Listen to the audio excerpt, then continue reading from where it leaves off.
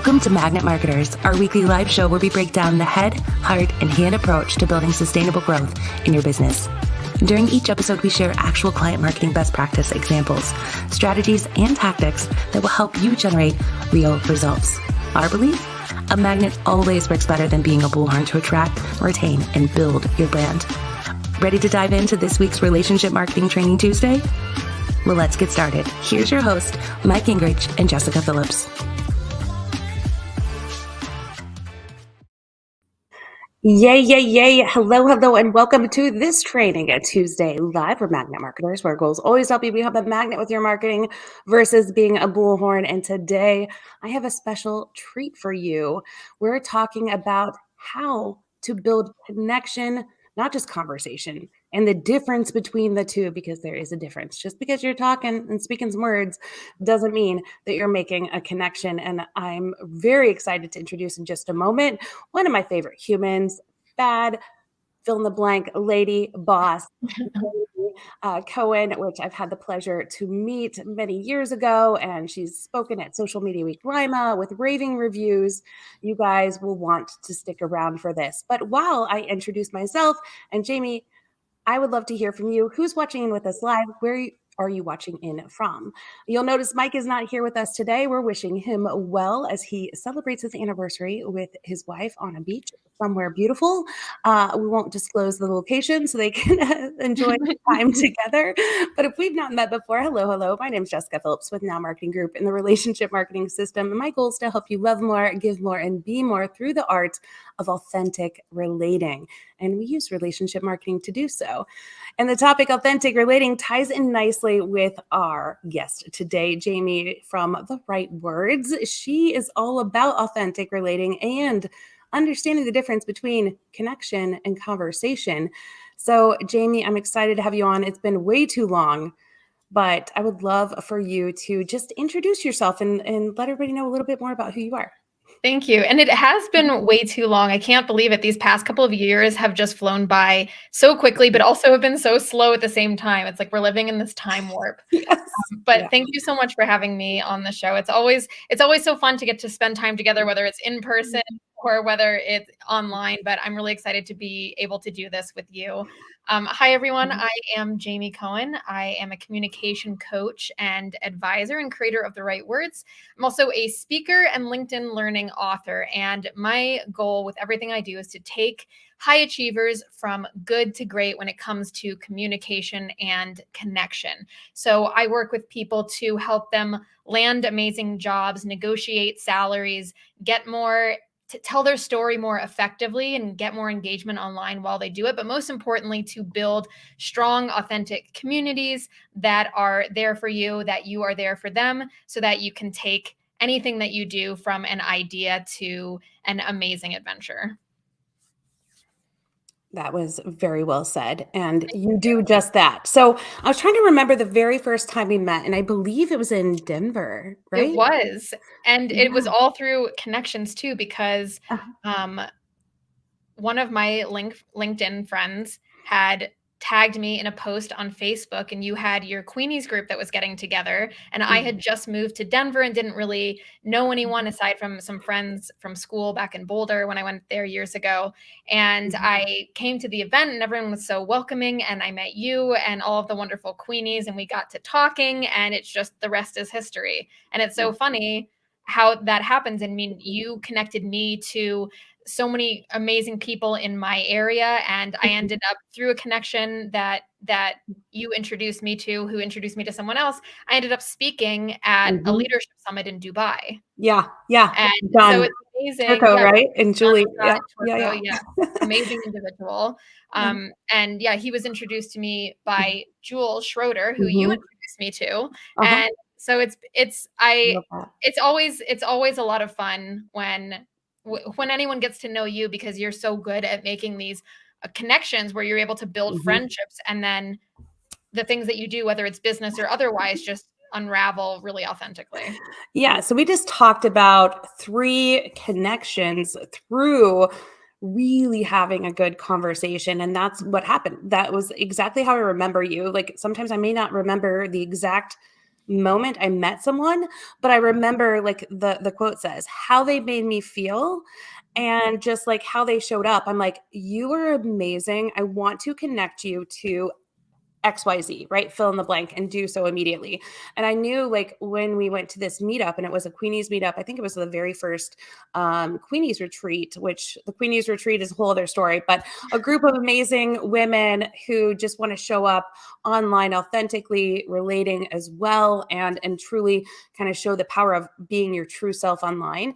And you are one of those people as well. So we were like, hey, anyone else in this area that wants to connect with us, show up. And I remember kind of trying to talk to everybody that was there, but then getting stuck with you, and not stuck in a bad way, like gravitating to you and continuing this conversation like, oh, you are amazing. I want to introduce you to XYZ person. And then from there, because of your power to connect and truly authentically connect and relate, then that turned into leads right from there. And also you speaking, like I said, I brought you to Social Media Week Lima to speak a Yes. couple times, and every time stellar reviews because of how you show up to truly serve, not sell, and really relate with people on a real level. So I love that about you, and I feel like that plays in perfectly to our topic today on what we're talking about, where there's a huge difference between just communication, talking, filling in the space, Mhm. and having a connection, right? And there's a big difference with that. And I know in the world that we live in social media, primarily, you do a lot of LinkedIn trainings. You are phenomenal, dare I say, master at that with how to show up on LinkedIn. But it's not so comfortable for everyone, right? They either feel like, I'm not sure what to say, how to stand out, or when to say something and when not to say something. And this is kind of a art that we have to self-regulate. And I wonder, like when people come to you, like how do you kind of approach this topic as a whole of Mhm. how do we separate just conversation versus connection? Well, it's and there are so many little golden nuggets that you drop there, but the Mhm, interesting thing is the people that come to me most often, so mhm, LinkedIn training is part of what I do, but it's not my main focus necessarily, but the people that mhm, I'm working with most frequently are people who are hardcore introverts who want to have a presence online, but don't want to reveal too much of themselves. So they're people who are very private, like some of their coworkers don't necessarily even know where they live, or they know their first and last name, that they work at the company, and that's about it. And so a lot of times people, and regardless of whether you're an introvert or not, people are afraid to show up online because they're either really excited and they're afraid they'll share too much, or they don't want to share anything and they want to know where you can find that perfect medium.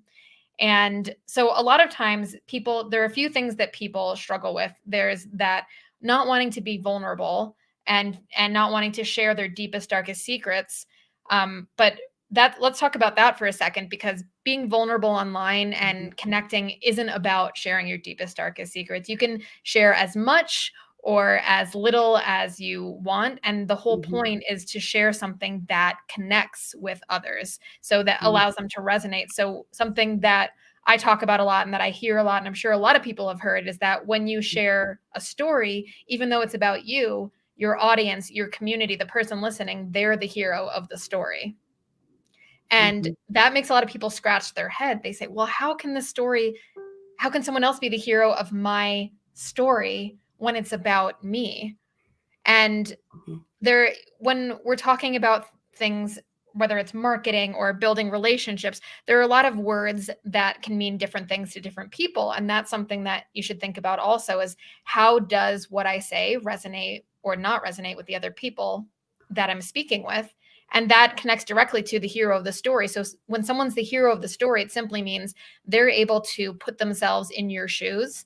Something that you said resonates with them, mhm, or maybe you had some crazy experience that no one can relate with, but the way that you're describing it, they're able to imagine what would it be like if I were in that position. So something that I love talking about when we're talking about how do you tell a story and make someone else the hero, is the Twilight trilogy or 50 Shades of Grey.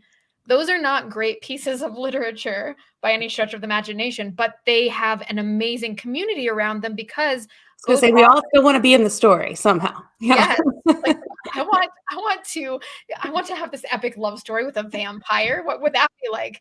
But we do this great job of setting up the world, but also making the character, the main character, someone that anyone could easily fit into, someone Mhm. who's kind of plain. There's not a lot of description around what they look like. It's more around how they feel. And so that's Mhm. what people can relate with. Even though this Mhm. person has had their own set of experiences, they could say, "Oh, I've been in a situation where I didn't I had really strict boundaries and I wasn't really willing to let them down, but I wanted to connect with people, or I Mhm. was a new person in at a new job or at a new school or in a new environment, and I was trying to figure out how to connect but was didn't know where to start." And that is the power of telling a great story, is taking one little piece of something and making Mhm. that accessible to the people that you're speaking with. I love that so much. First of all, I'm laughing at Chad and George in the comments because they're Chad and George, and they're having their own little trilogy on the Oh, side there, that's talking beautiful. with their love fest, which is great, right?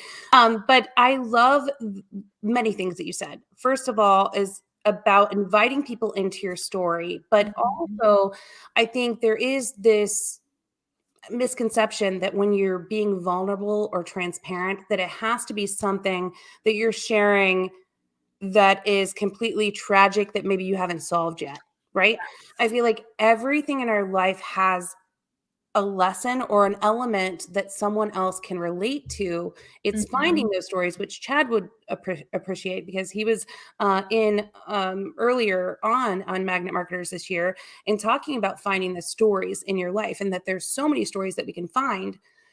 In finding the story is one thing. So it may be even just like, my cup of coffee, right? And finding a story around it or something that people can relate to and warming Yes. it up again and again and again because you're busy or whatever, right?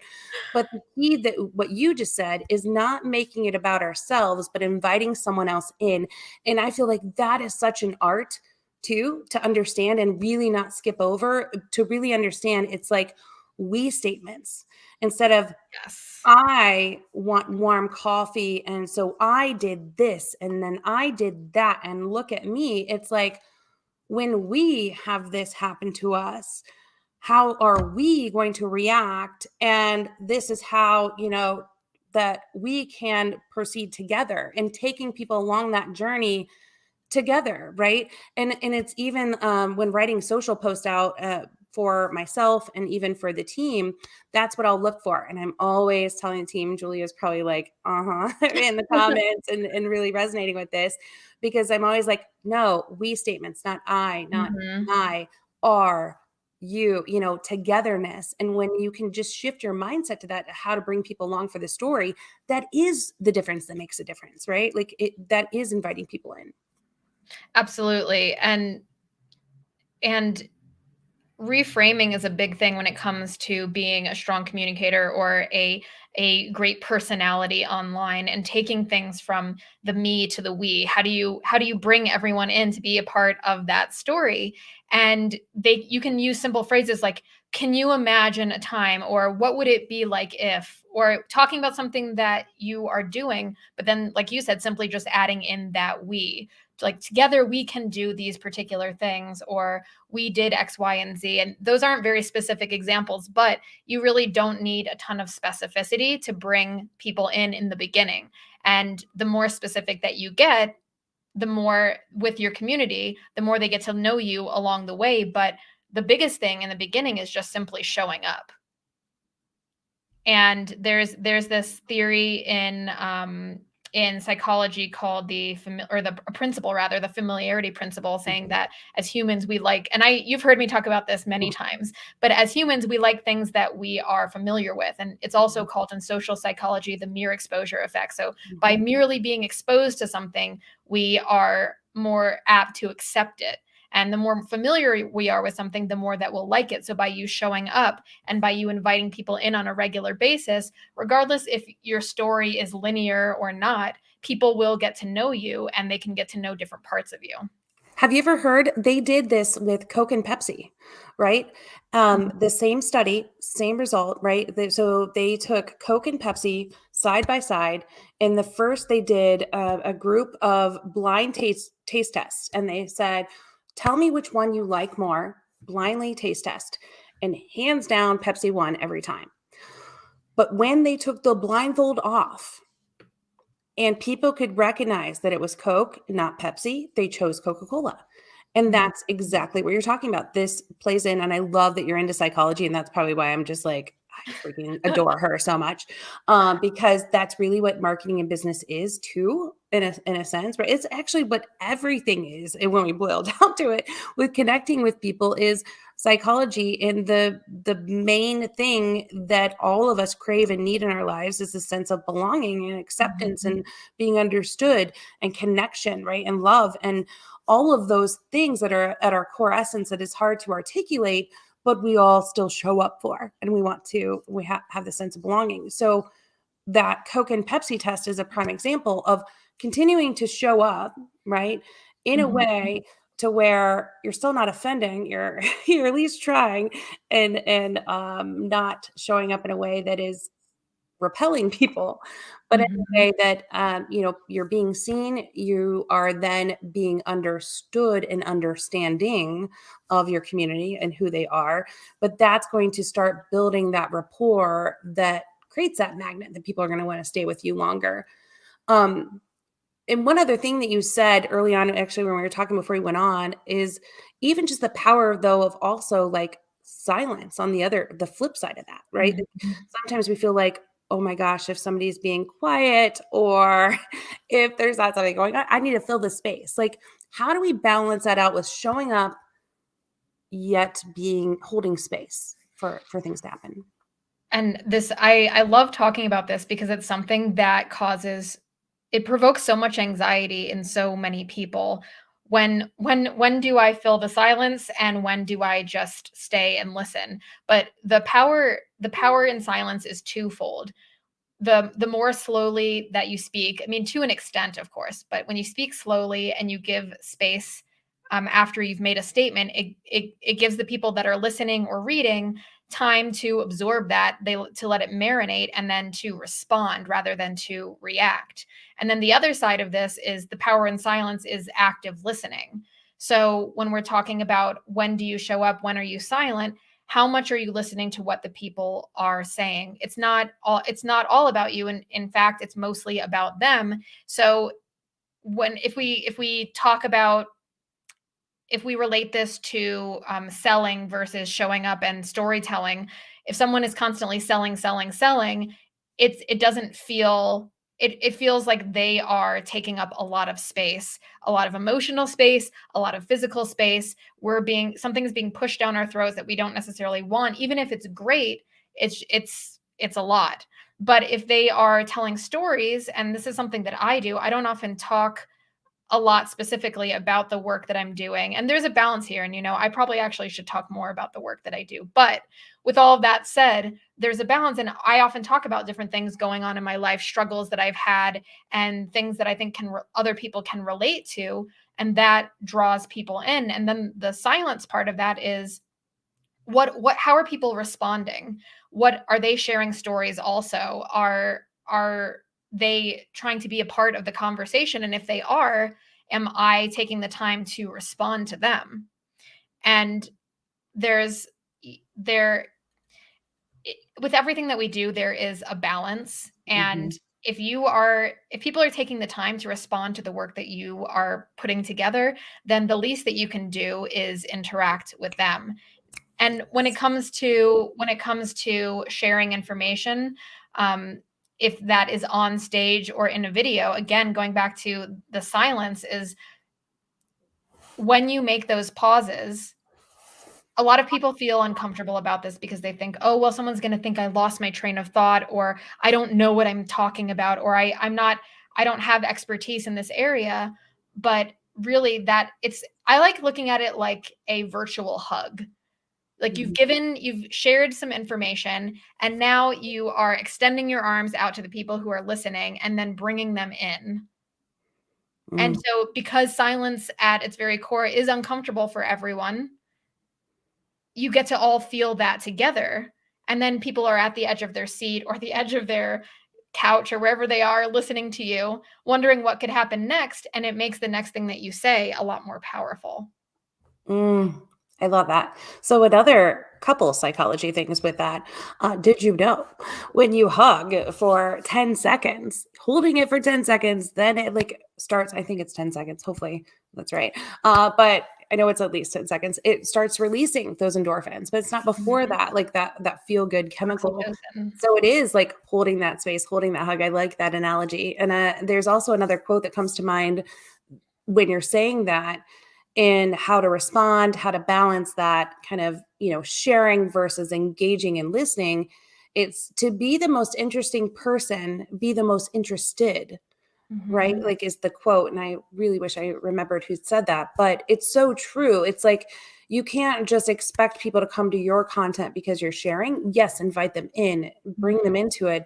But there is that balance, as you just mentioned, of also holding space and letting people respond and you respond back, but then also engaging with them. So Mhm. find that ideal community to respond to include in the story, to want to kind of create this hug, so to speak, place without getting too woo woo. Oh well, we're already there. I'm woo I woo. love it. Just Let's who do I it. am. Yeah. You guys, if you're here, you already know it probably.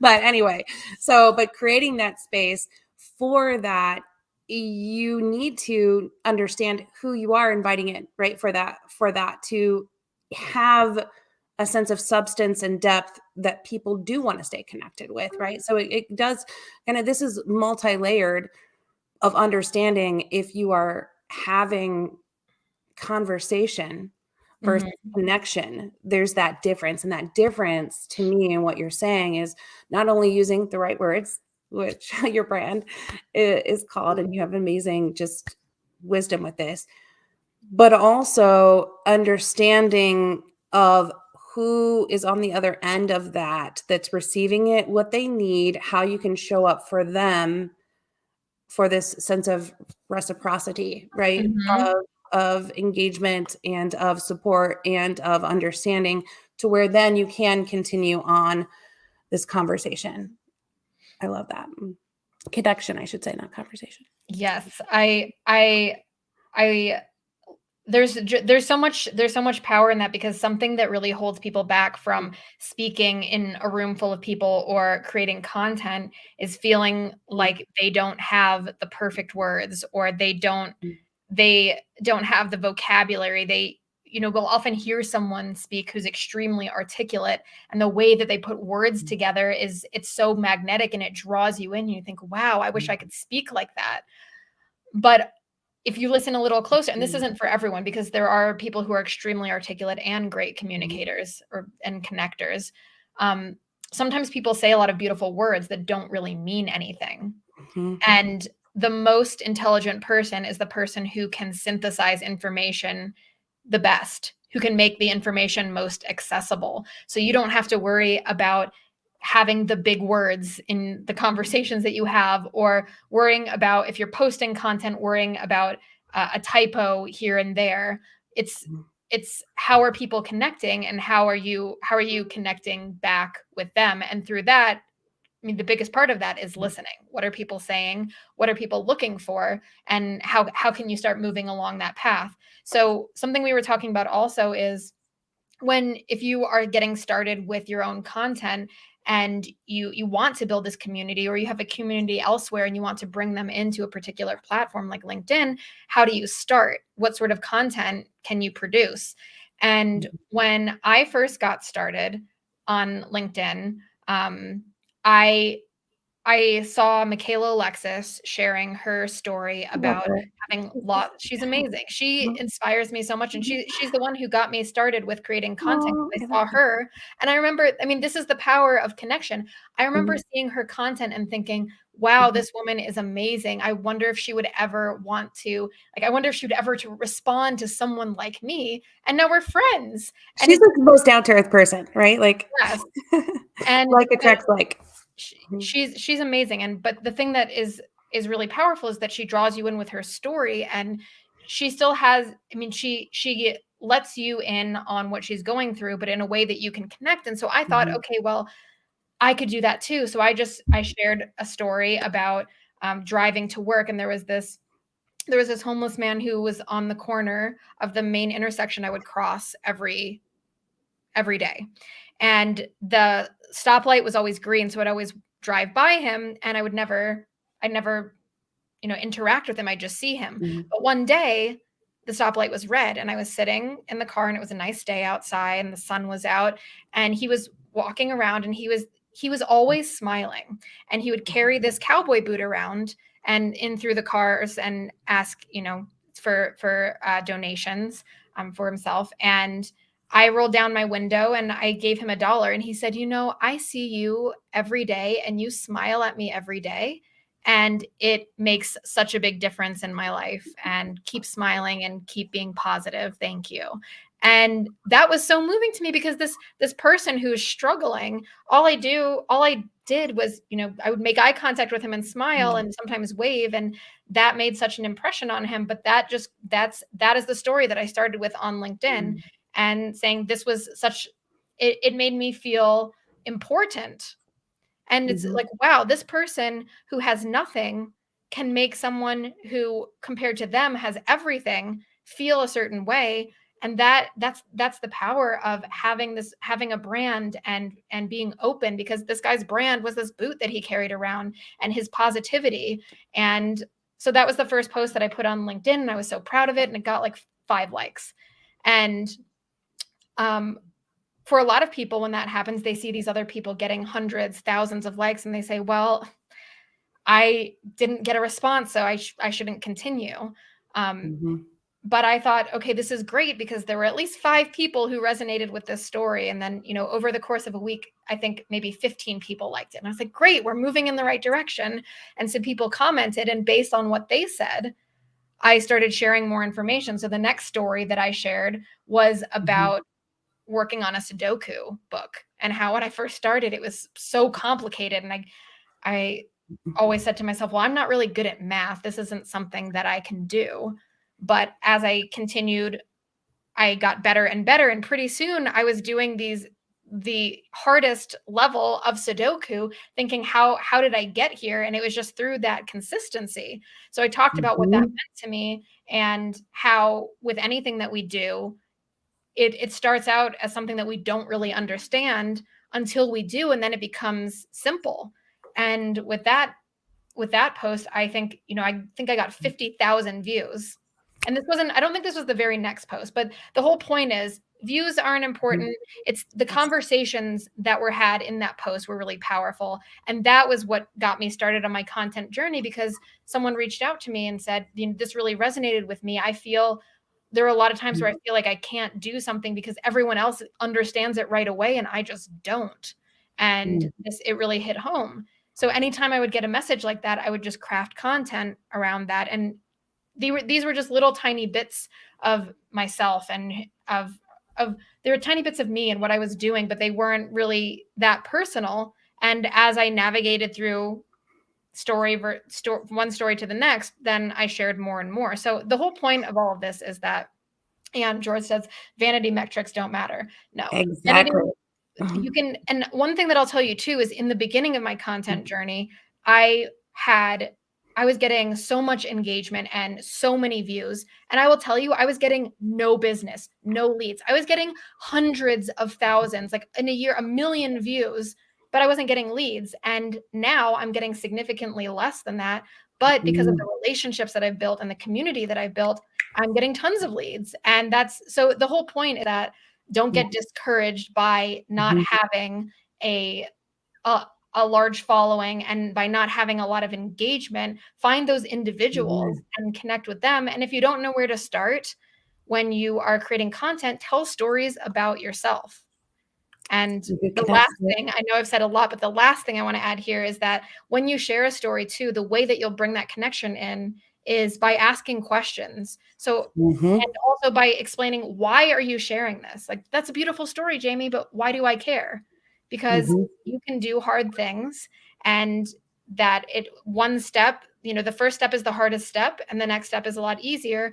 What's a time that has there been an incident or an occasion where something was really difficult and you tried and it became something that you were successful at? Just like mic drop, first of all. I can't believe we're already at time because I could Oh my talk to you gosh. forever. Doesn't it go fast, It right? does. So many things though that you said. First of all, you guys want to connect with her. There's so much wealth of information that this woman has. Type the word recap in the comments. You'll be sent a link to get notification for the blog that drops tomorrow with all of Jamie's tips and tricks and connection to her channel so you can follow along and get some examples of what she's talking about here in real time. But so many things that you said, I just kind of want to unpack a few things before we wrap up and then explain where everybody can find you and your number one tip, Jamie, for people to get started. But a couple things you said. One, full on board with count conversations, not likes. I've had case after case after case study example with clients that we work with all over where they've, one case study where a client dropped down 1,200 likes in a year, but increased their ROI 331% on their website, right? Like it's really fine tuning in and touching base with those and connecting and building rapport with those who actually care and want to stick with you, right? And not just connecting with you for the heck of it or because you're giving something away or whatever, but actually care like a magnet. They're going to stick with you. And it's about depth, right? Going deeper with someone that's going to build roots, stick with you versus going wide and just trying to get more new, right?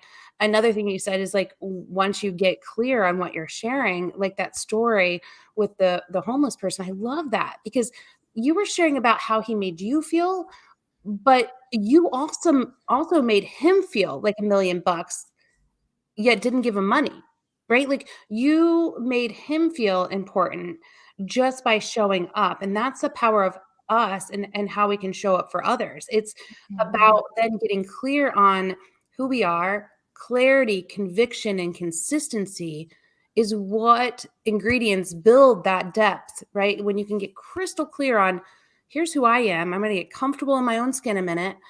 I don't have to be, like you said, super articulate and use the big words. Like I ramble like the best of them. Like brevity is not my strong suit, but I care a whole heck of a lot. And I think people feel that. So They somehow I've been able to build, good relationships and people can read my gibberish and understand it.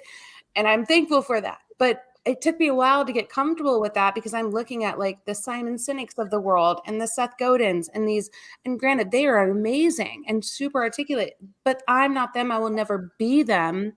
And I don't need to be, right? You have to just be you and get comfortable with just sharing a little bit of you without trying to be like anyone else and do so consistently with care and truly mean it. Like you just smiling at him. People can tell the difference between, a generic smile and like, I'm really looking at you. I see you, right? And that's what makes the difference. And that's where one by one, as we shared at the very opening of here, one connection, you and I genuinely connecting.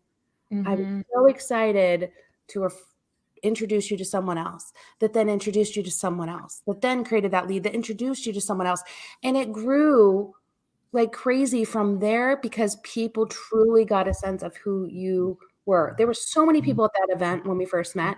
You could have been superficial and went around, I'm Jamie, and going around, but we took majority of the time and we spent some time genuinely Mhm. connecting, and that was awesome for me. I had nowhere else I'd rather be, like just building that rapport with you. And that's what matters, right? Like taking the time out, feel like you're not missing out on something else when you're truly connecting with someone else. And that builds roots that then creates this reciprocity of connection and growth from there. I love that, and it's amazing how much we all struggle with FOMO, but the more that we accept that we are worried about missing out and then focus on what's right in front of us, the better the connections that we make. And For a lot of people, I think the reason why they're so hesitant to spend time with one person or doing one thing is the amount of time that it takes to build a real relationship. But even though you might not meet every single person in the room, or somebody who is magnetic and they go into a room and everyone knows them, we all have different amounts of energy, and we're all able to share that in different ways, and you need to figure out what works for you. And if what works for you is connecting with one person, don't worry about all those other people that you didn't meet, because if you have one really good connection, that will take you amazing places. And I mean, even the connection that we had, even beyond all of the amazing people you introduced me to, inviting me to speak at Social Media Week Lima, we had more time that we got to spend together and get to know each other on a deeper level. And then through that, it was like a friend introducing you to their friend group versus a business person introducing them to their connections. And that is something that's really powerful. And in a world where you're an entrepreneur, it's really lonely. Making connections that are friends is so important. And that is something, just like when you see a business whose employees are happy, that's reflective of the business. When you're able to connect with people who make you feel good, that you're able to exude that energy in your own business and in your own life. Freaking men. All of it, because it multiplies from there, right? Like that time you invested, then those people are out investing in you and it multiplies. I love that so much. Oh, thank all of you for tuning in today. I know you guys have enjoyed Jaime as much as I have. And I'm so excited to even, bring her back on. We have to dive into this even more because there's so much more we can talk about, nerd out on. But Jaime, until then, what's the best place for people to connect with you online? The best place to connect with me is on LinkedIn. You can find me at linkedin.com/in/Jaime, spelled like Jaime. Don't spell it wrong or you won't find me. Jaime-Cohen, or on Instagram at Jambalaya. Those are two great places to find me. Yeah, and we'll make sure to include all of her links in the blog that's dropping again tomorrow. So if you want to get that in your inbox, type the word recap in the comments here, and we'll make sure it slides into your DMs in a good way. So until then, I hope all of you have a good rest of your week. And thank you so much, Jaime. I love having you on. Thank you for having me. Okay. Bye. Bye, guys. See you next Tuesday.